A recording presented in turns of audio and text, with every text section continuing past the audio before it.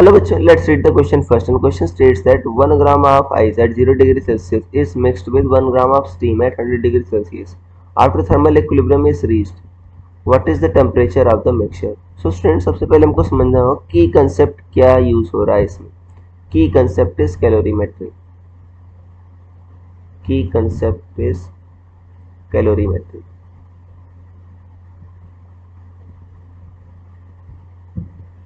और आपको पता है कैलोरीमेट्री में क्या होता है की कंसेप्ट? कैलोरीमेट्री में होता है कि जो हीट गिवन होती है वही हीट एक्सेप्ट होती है in case of no heat loss to surrounding. Q given equal to Q accepted.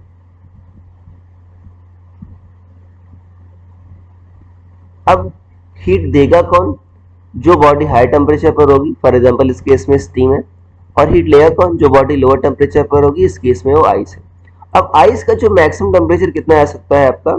वो मेल्ट होगा पहले, फिर उसके बाद वाटर बनेगा, फिर उस वाटर का टेम्परेचर मैक्सिमम 100 डिग्री सेल्सियस जा सकता है. तो जो Q एक्सेप्टेड होगा, QA, उसको क्या लिख सकते हो आप? ml plus ms delta T. ये क्या है आपका? जब मेल्ट होगा आइस, प्लस जब आइस का टेम्परेचर बढ़ेगा, कहाँ तक? मैं 100 डिग्री सेल्सियस तक मान रहा हूँ, वहां तक बढ़ पा रहा है. ml मास कितना है? 1. l कितना है आपका? आइस का 80 होता है. m अभी वाटर में कन्वर्ट हो गया, s वाटर का 1. ये डेल्टा टी कितना होगा? 100 माइनस 0. तो ये 180 कैलोरी चाहिए होगा. ये जब आपका टेम्परेचर 100 डिग्री सेल्सियस पर पहुंच जाएगा. उससे ज़्यादा तो बढ़ नहीं सकता क्योंकि स्टीम का खुद ही टेम्परेचर 100 है. 100 से ज़्यादा तो आ नहीं सकता. ये 180 कैलोरी आ गया. ये क्वेश्चन नंबर 1. ये क्यों एक्सेप्टेड हो गया? अब मुझे क्यों गिवन चाहिए. अब देखो 180 कैलोरी के लिए अगर ये पूरा का पूरा कंडेंस हो गया, फिर भी ये 180 कैलोरी से ज़्यादा ही देगा. मतलब सिर्फ इसको पूरा कंडेंस भी नहीं होना पड़ेगा स्टीम को. 180 कैलोरी के लिए कितना स्टीम कंडेंस होना पड़ेगा वो निकाल लेते हैं.